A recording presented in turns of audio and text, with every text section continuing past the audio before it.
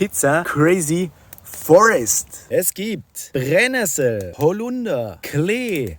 Und was ist denn das? Lerche?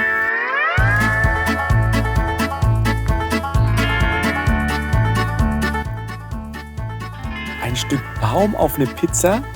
Na klar, ist ja schließlich auch Crazy Forest Pizza.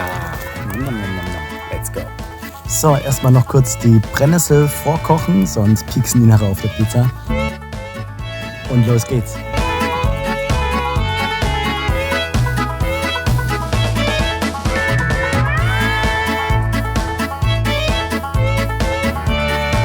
Mozzarella di Buffalo.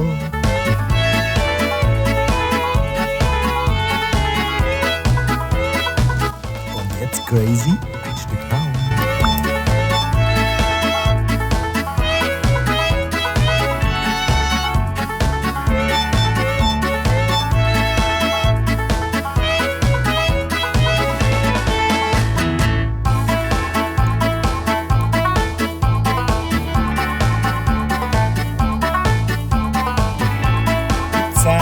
Pizza, Baby Pizza. Buon appetito. Geschmackstest.